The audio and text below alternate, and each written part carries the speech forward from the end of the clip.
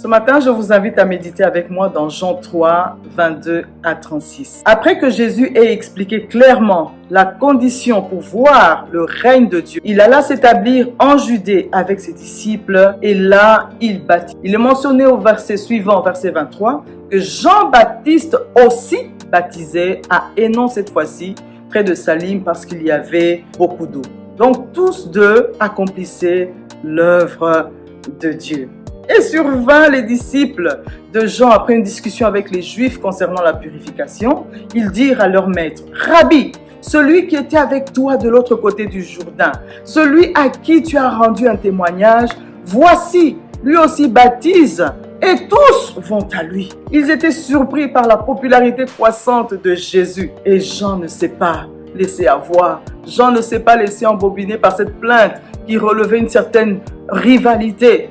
Il leur dit: un homme ne peut recevoir que ce qui lui a été donné du ciel. Et il emploie cette belle image de l'époux et de l'épouse, du mari et de la mariée. Il dit: celui à qui appartient la mariée, c'est le marié. Celui à qui appartient l'épouse, c'est l'époux. Mais l'ami de l'époux se tient là. Il entend sa voix et il est heureux. Il est dans la joie et sa joie est parfaite. Donc Jean voulait leur dire: je suis à ma place. Je sais qui je suis. Je suis conscient de la mission qui m'a été donnée de préparer le chemin du Seigneur. J'ai été envoyé devant lui. Je me tiens donc à ma place. Quel bel exemple d'humilité. Oui, et il déclare cette parole extraordinaire: il faut qu'il croisse et que moi je diminue. Oui, que son influence croisse, augmente, grandisse et que la mienne diminue. C'est normal que tous accourent vers lui. C'est normal que tous le suivent. C'est lui la lumière du monde. C'est lui le Messie. C'est lui l'agneau de Dieu qui ôte le péché du monde. C'est lui qui baptise du Saint-Esprit et de feu.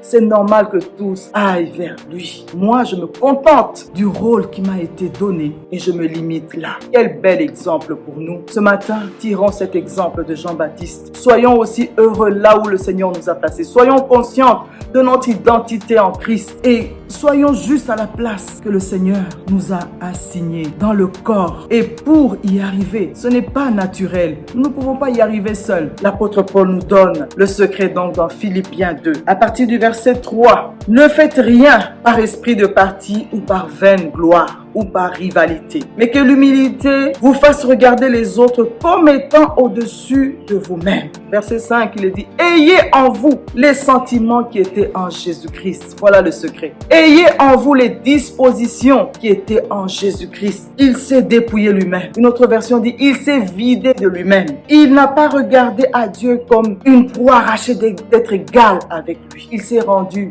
semblable à un serviteur, semblable à un homme. Il s'est dépouillé lui-même. Il s'est dépouillé lui-même. Lui-même a déclaré dans Matthieu 11, 29, moi, je suis doux et humble de cœur. C'est notre proximité avec Jésus. C'est notre communion avec Jésus qui nous donnera d'avoir ces sentiments qu'il habitait, que nous puissions le ressembler davantage. Être comme Jean-Baptiste, être heureux là où Dieu nous a placés et voir le potentiel qui est dans les autres pour pouvoir les pousser à aller de l'avant. Oui, il faut que Jésus croisse en nous, que son influence aille encore grandissante en nous, afin que notre moi soit encore réduit, soit encore diminué, afin que la gloire de Jésus paraisse au travers de chacune de nos vies, qu'ensemble nous puissions avancer et faire avancer l'œuvre de Dieu. Soyez bénis.